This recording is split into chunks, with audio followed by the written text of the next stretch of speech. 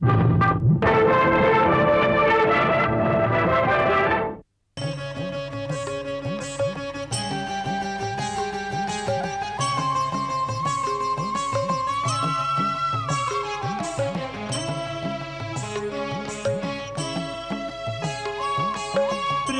में दो पल जीले पगले, जग है कोई माया।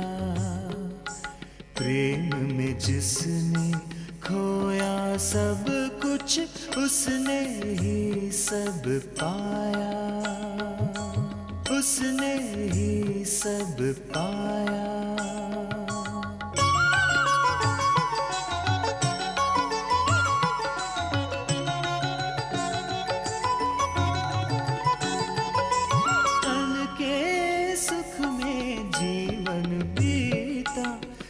को क्यों तड़पाए, अंतर में तू प्रेम बसा ले, प्रेम ही पार लगाए, प्रेम ही पार लगाए।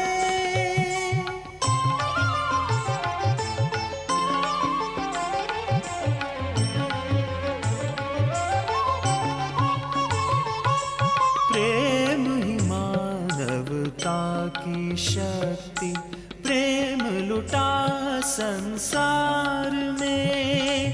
एक प्रेम कथा कभी घटी जो संसार में, जो संसार में।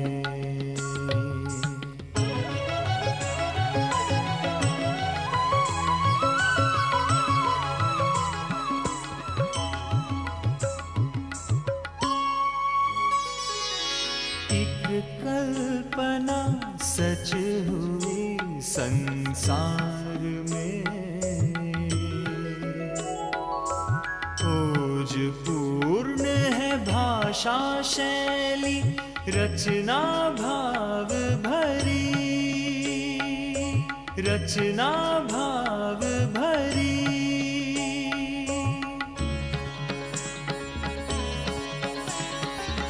कादंबरी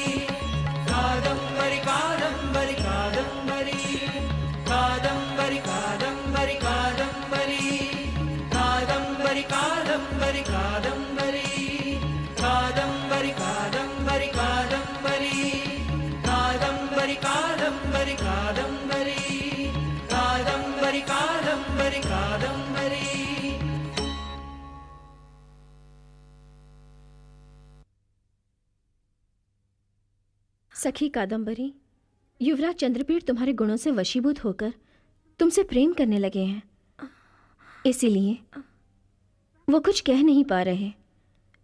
किंतु मुख्य बात यह है कि वो अब जाना चाहते हैं।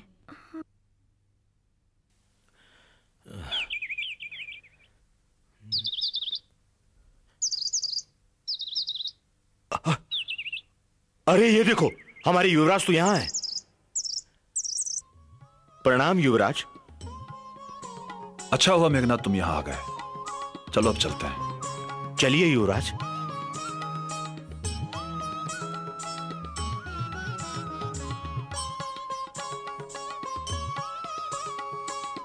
चलिए।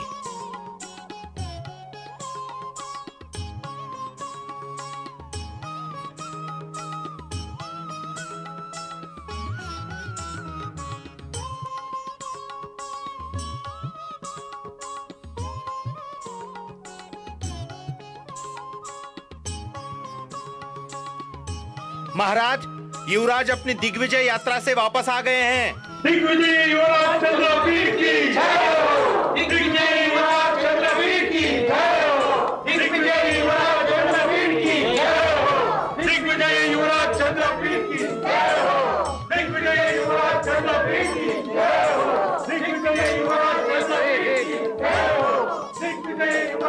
चंद्रपीठ की जय हो। दिग्विजय युवराज चंद्रपीठ की जय हो।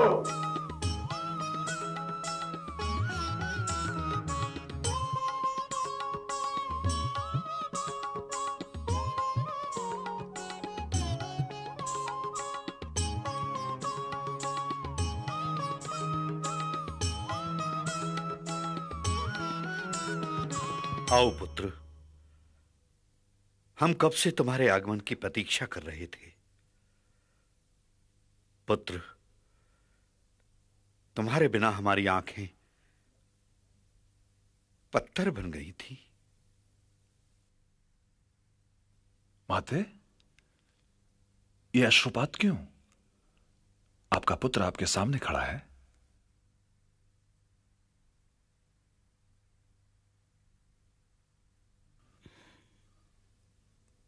महामंत्री जी, आपका पत्र पाते ही मुझे यहां आना पड़ा, इसलिए मैं वैशंपायन जी को अपने साथ नहीं ला सका। मैं माता मनोरमा से क्षमा हेतु प्रार्थना करता हूं, क्योंकि मैं आपके पुत्र को अपने साथ नहीं ला सका।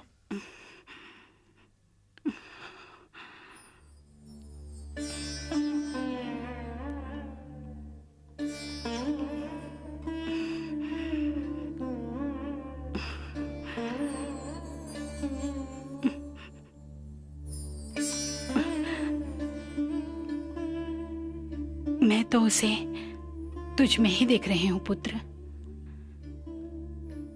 मुझे उसकी कोई चिंता नहीं है, क्योंकि तुम्हारी मित्रता ही उसका रक्षा कवच है।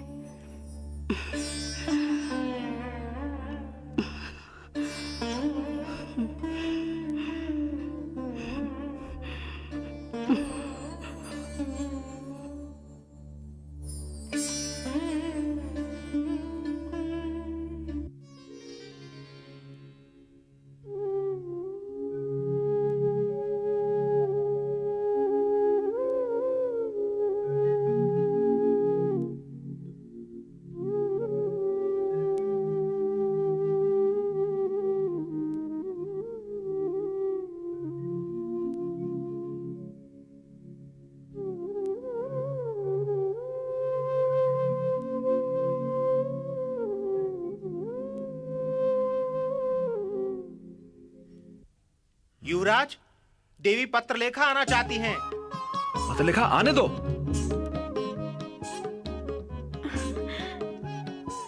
पत्र लेखे?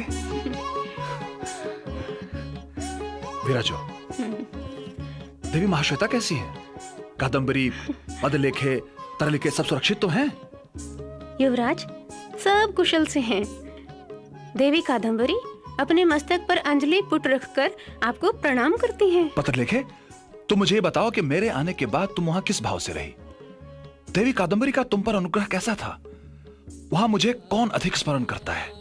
किसकी प्रीति मेरे प्रति अधिक है? बताओ मुझे। युवराज, आपके आने के बाद मैं देवी कादंबरी के साथ हंसपीठ पर बैठ गई।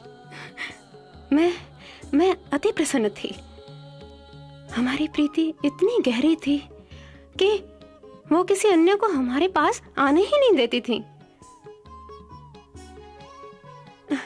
एक दिन वो मुझे प्रमदवन में ले गई।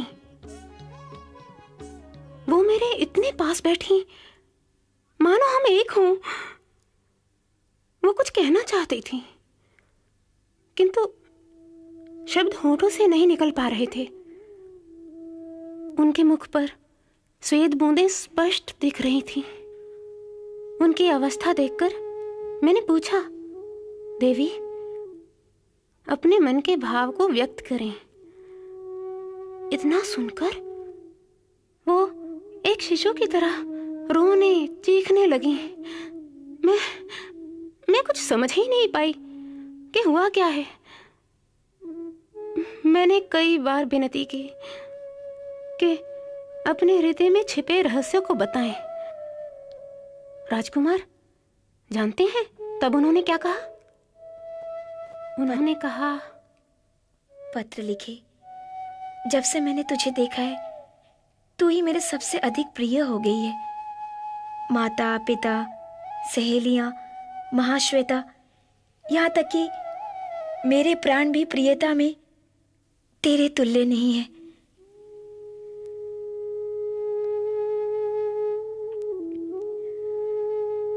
आज मैं तुमसे अपना दारुण दुख जताकर अपने जीवन का त्याग कर दूंगी। मैं स्वयं पर लज्जित हूं। मैं अपने पवित्र हृदय तथा रूप को कलंकित कैसे होने दूं? गर्वित स्वभाव चंद्रापीड़ ने मुझे अनाथ एवं निंदा का पात्र बना दिया है।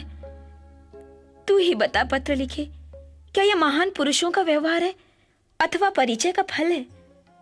क्या मेरे कोमल हृदय को इसे सहन करना चाहिए? पत्र लिखे, युवकों का युवतियों को इस तरह व्याकुल करना उचित नहीं है, क्योंकि कामाग्नि पहले लज्जा को जलाती है, पुनः हृदय को। तुमसे अधिक अन्य मुझे कोई प्रिय नहीं। पत्र लिखे, अब हम दूसरे जन्म में मिलेंगे। अब प्राण त्याग रूपी प्रायश्चित से अपने कलंक का प्रक्षालन कर लेती हूँ। देवी, युवराज चंद्रापीड़ से क्या अपराध हुआ? क्या उन्होंने आपकी इच्छा के विरुद्ध अपने आचरण से आपके कोमल मन को खेद पहुंचाया? यदि ऐसा है तो पहले मैं अपने जीवन का त्याग करूंगी। युवराज, तब उन्होंने जो कहा मैं आपका ध्यान उसी ओर ले चलती हूँ। शब्द उन्हीं के हैं, मात्र स्वर मेरा है। धूर्त कार्य में निपुण चंद्रापीड़ प्रतिदिन मेरे सपनों में तोता मैना के द्वारा मुझे संदेश भेजा करता है। निष्फल अभिलाषा से मेरे मन को मोहकर मेरे कानों पर निशान बना देता है। उसके प्रेम संदेश मुझे विह्वल कर देते हैं।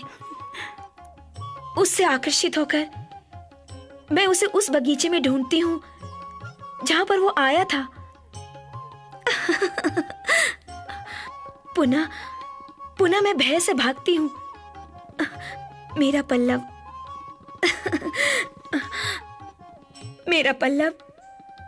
लताओं में उलझ जाता है, मानो वही लताएं मुझे पकड़कर उसके सामने मेरा आत्मसमर्पण करा देती है। वह तुरंत मेरा आलिंगन करके मेरे स्तनों पर लताओं का स्पर्श कराता है, और जब मैं थक जाती हूँ तो अपने मुंह से मेरे मुंह में हवा भरकर मुझे प्रसन्न कर देता है। वह मेरे प्रेम में चैतन्यहीन हो गया है। पत्र लिखे, अब तुम ही बताओ, मैं उसे कैसे रोकूं मैं उसे? पत्र लिखे, जानती हो, मैं उसे रोकती हूँ तो वो इसे ईर्ष्या समझता है। तिरस्कार को परिहास समझकर धारण कर लेता है। जब मैं नहीं बोलती हूँ तो वह स्वयं को अभिमानी समझने लगता है। यहाँ तक कि लोक निंदा को भी वो यश मानने लगता है। पत्र लिखे, यश मानने लगता है।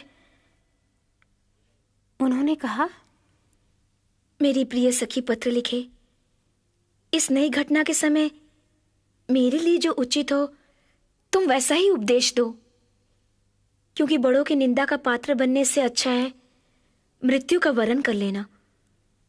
देवी, कन्याओं के लिए वर चुनने का विधान होता है, इसलिए मरने का विचार त्याग कर आप प्रसन्न हो जाइए।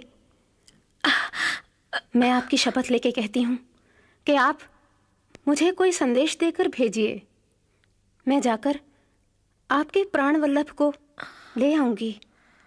हाँ राजकुमारी, मैं अवश्य ले आऊंगी। पत्र लिखे, मैं क्या संदेश भेजूं? यदि मैं कहती हूं कि आप मेरे अत्यंत प्रिय हैं तो यह पुनरुक्ति होगी। यदि मैं पूछती हूं क्या मैं आपकी प्रिया हूं तो इससे निर्बोधता प्रकाशित होगी।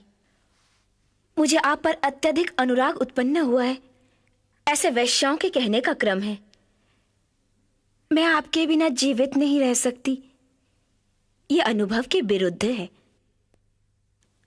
कामदेव मुझे पीड़ा देता है, यह अपने दोष की निंदा करना है। कामदेव ने मुझे आपके हाथों में समर्पित कर दिया है। ये तो उनके जाने का उपाय है। आप यहाँ पर अवश्य आइए। ये सौभाग्य का अहंकार है।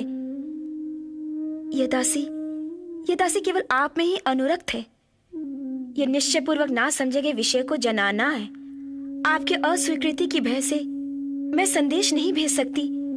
ये निश्चयपूर्वक ना समझे गए विषय को बताना है। मेरी मृत्यु मेरे प्रेम की महानता प्रकट कर देगी। ये एक अर्थहीन विलाप है।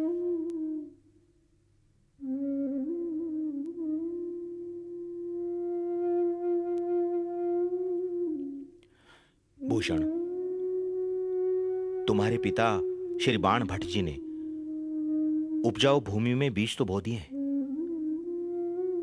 और उसकी सिंचाई भी अच्छी तरह से कर दी है। केवल स्वादिष्ट फल लगने ही शेष थे।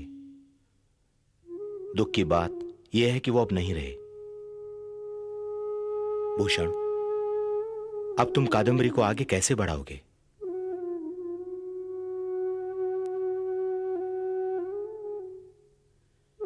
मुझे गर्व है कि मैं पूजनीय बाण भट्ट जी का पुत्र हूं।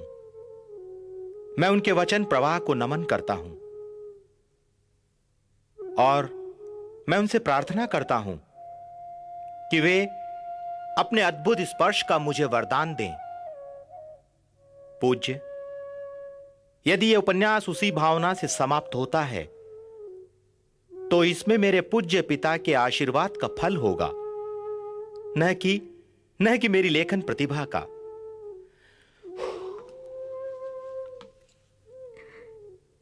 यदि इस समय कुमार मेरे समक्ष आ जाए तब भी मेरी लज्जा मुझे उनके दर्शन नहीं करने देगी। अपने सभी प्रयासों के बाद भी यदि अपने बड़ों की इच्छा एवं शासन के उत्तरदायित्व के कारण वो मेरे पास ना आ सके, अथवा मेरे स्नेह के कारण मेरे प्रिय सखी तो उनके पैरों पर गिरकर भी उन्हें यहां पर ना ला सकी, तब तो कुछ बात ही नहीं बची। कोई बात ही नहीं बची। कोई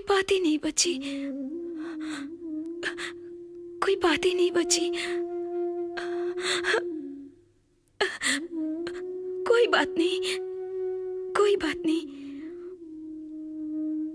वो पाषाण हृदय नहीं है जो मुझे भंवर में छोड़कर चले जाए। उन्हें शासन, धन, प्रसिद्धि, किसी भी वस्तु की ना कोई इच्छा है और ना ही अभिमान। वो तो सदैव मेरे सोते, जागते, उठते, बैठते, बिछावन और स्वप्न गृह सरोवर में सदैव मेरे साथ रहते हैं वो। हाँ, मेरे साथ रहते हैं। वो मेरे साथ रहते हैं।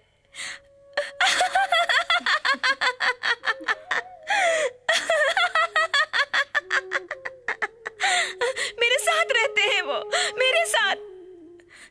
इसलिए मैं उन्हें बुलाने के लिए क्यों कहूं मैं उन्हें बुलाने के लिए क्यों कहूं? मैं उन्हें बुलाने के लिए क्यों कहूं? मैं उन्हें बुलाने के लिए देव, क्या आप नहीं जानते कि प्रियतम को स्वप्न में देखना विरह में प्राणावलंबन एवं विनोद स्वरूप हुआ करता है? युवतियों और कुलंगनाओं के जीवन में वही एकमात्र आश्रय है कि कुमारी होते हुए भी रमणीय समागम तथा स्वेच्छाभिसार सुख भोगा जा सकता है। ऐसे मानसिक सुख में ध्वनि रहित चुंबन, आलिंगन इत्यादि संकल्प में प्रीतम को ना अंधकार छुपा सकता है और ना ही कुहासा ढक सकता है। मैं उस व्याकुलता को ना देख सकी। मैंने उनसे दुख का त्याग करने को कहा। मैंने उनसे यह भी कहा कि मैं जाके युवराज चंद्रापीठ को ले आऊंगी। ऐसा सुनते ही उन्होंने ऐसे आंखें खोल दी जैसे विष मूर्छित मनुष्य विषापहरण से आंखें खोल देता है। उन्होंने कहा, मैं अब तक जीवित हूं तो केवल तुम्हारे कारण। पत्र लिखे मैं इसलिए नहीं कह रही हूं कि मुझे अच्छा लगता है। यदि तुम्हें विश्वास है कि तुम उन्हें ला सकती हो और यदि तुम मुझे छोड़कर जाना चाहती हो तो जाओ। अपनी रुचि के अनुसार काम करना और सफल हो के आना। ऐसा कह के उन्होंने अपने सभी आभूषण तथा अलंकार मुझे देकर भेजा। वास्तव में वो महान है। उसका हर शब्द मित्रता के भाव से भरा हुआ है। कितना कोमल किंतु कितना कठोर, साधारण पर बुद्धिमानी से भरा हुआ। मैं मूढ़ हृदय इस बात को नहीं समझ सका कि कादंबरी किस प्रकार कामदेव द्वारा प्रताड़ित हो जाने को विवश है। मुझे तभी समझ लेना चाहिए था जब उसने मेरे गले में हाथ डाला था। क्या हो गया था मेरे मन को जो मैं इस बात को नहीं समझ सका। किंतु मैं अपना जीवन दांव पर लगाकर उसे बता दूंगा कि मैं निष्ठुर हृदय नहीं हूं। मैं निष्ठुर हृदय नहीं हूं।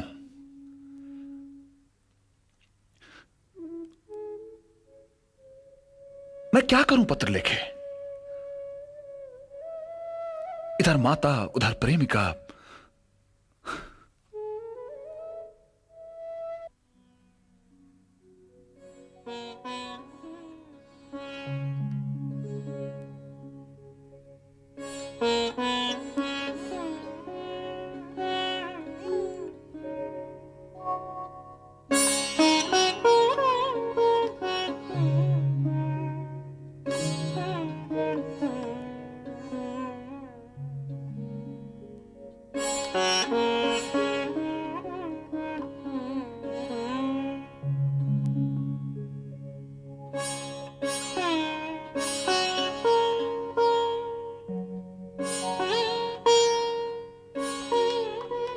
ये अश्रुपात क्यों युवराज?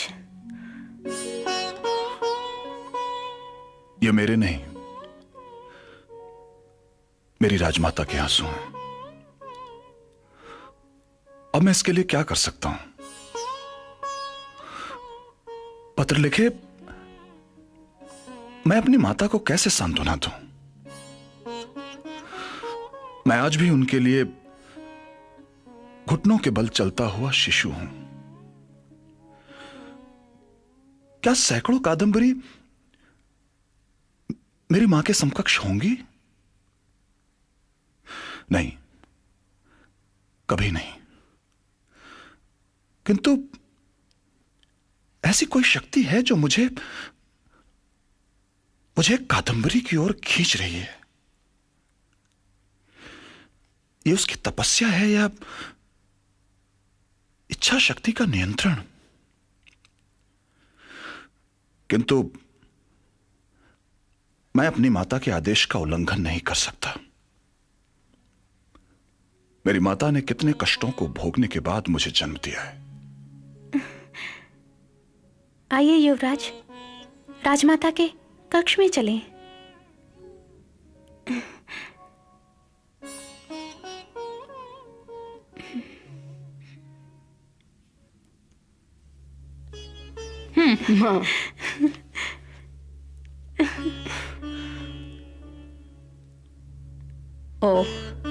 तो तुम भी इतनी बड़ी हो गई हो। माँ, माँ, इस शब्द का कोई अस्तित्व नहीं रह गया आजकल। अंततः माँ है क्या? ऐसा मत कहो माँ, कृपया ऐसा मत कहो। आपकी एक आह भरी सांस हमारे जीवन को समाप्त कर देती है। क्या तुम्हें पता है, एक पुत्र को पाने के लिए मैंने कितने देवताओं को पूजा था। जिस किसी ने भी जो कुछ भी करने को कहा मैंने किया।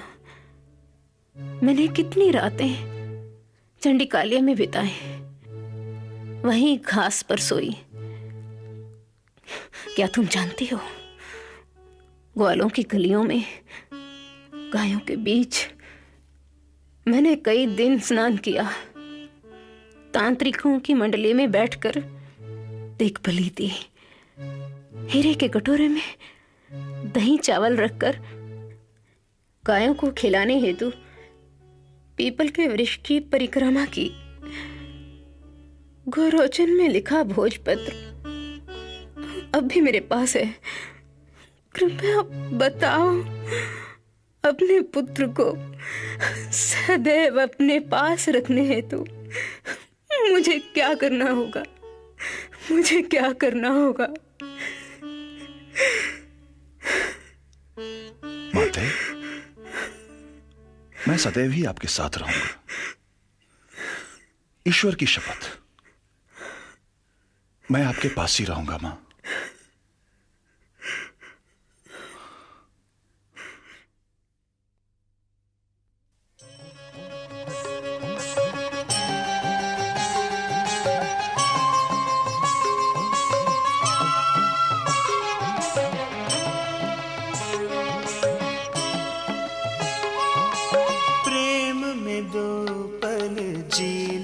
पगले जग है कोई माया, प्रेम में जिसने खोया सब कुछ उसने ही सब पाया, उसने ही सब पाया।